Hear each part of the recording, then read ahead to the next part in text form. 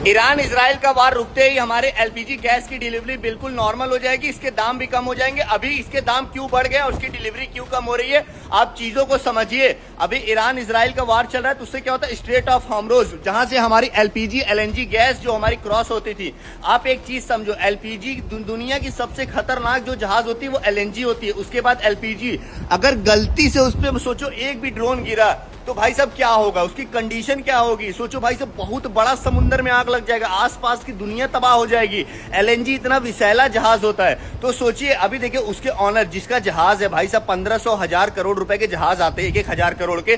सोचो अगर भाई नॉर्मल हम और आप 10 लाख 15 लाख की गाड़ी ले लेते हैं, उसको 10-12 दिन में पहुंचते हैं, तो जो ये 500-600 करोड़ की जहाज है जो समुद्र में चलवा रहा है, तो वो क्या सोचेगा हमारे जहाजों पे ड्रोन गिरे, कोई नहीं सोचेगा भाई साहब। तो इससे क्या होगा, देखो एक तो आदमी रिस्क ले रहा है एलएनजी एलपीजी जहाज पे। अगर वो माल भेजेगा भी तो जो 100 रुपए लेता था वो बोलेगा भाई 500 रुपए। अगर उस देश को चाहिए तो भाई ठीक है, नहीं चाहिए तो कोई बात नहीं, हम माल अपना नहीं भेजेंगे, क्योंकि भाई जहाज को रिस्क में थोड़ी डालेगा। अभी आप ये सोचिए, हम लोग 8,500 कंटेनर लोड करके भारत ला रहे हैं। अभी हमारे जहाजों पे क्या होता है, देखो हमारी जहाज अफ्रीका से भारत आने में 20 दिन लगता है, लेकिन 27 दिन में आ रही है। फिलहाल अभी आप देख रहे हैं ये सारे कंटेनर भरे हुए हैं, क्योंकि इसमें देखिए सील लगा हुआ है। अभी ये सोचिए, अभी मान लीजिए इस कंटेनर में चीनी है, एग्जाम्पल के तौर पे अभी ये कंटेनर 40 फुट का है, इसमें चीनी भरा है। अगर मान लीजिए इसका जो भाड़ा है $2,000, मतलब 1.5 लाख रुपए भाड़ा होगा कंटेनर का।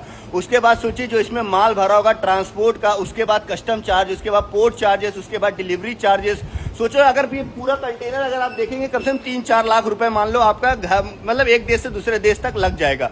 तो सोचो अगर ये चीज अगर 7 दिन लेट पहुंचेगा तो भाई साहब उसका और पैसा बढ़ेगा, क्योंकि देखो पोर्ट चार्जेस बढ़ेगा, शिपिंग का भी चार्जेस बढ़ जाएगा, हर चीज बढ़ेगा। तो देखो भाई जो दुकान वाला होगा वो चीजें महंगी ही करेगा। इससे देखो किसी भी देश में वार होता है वो उसी देश को नहीं पूरे वर्ल्ड को इफेक्ट करता है। इसीलिए मैं आपको मनाता हूँ भाई साहब, बहुत सारे लोग खुश हो रहे भैया ईरान इजराइल का वार चल रहा है, हमको भारत से क्या मतलब।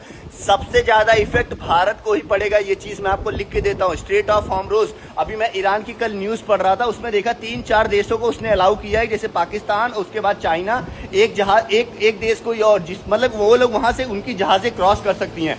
बाकी किसी देश का मैंने नहीं जानता, लेकिन आप ये समझिए ये वार रुकना बहुत ज्यादा जरूरी है। अगर नहीं रुकेगा तो ऑटोमेटिक है भाई साहब। देखो एलएनजी एलपीजी जहाज क्रॉस समुद्र में, मैं पहले पता ये केप टाउन क्रॉसिंग कर रहा हूँ, यहाँ पे मुझे आए दिन एलएनजी एलपीजी दिखते थे।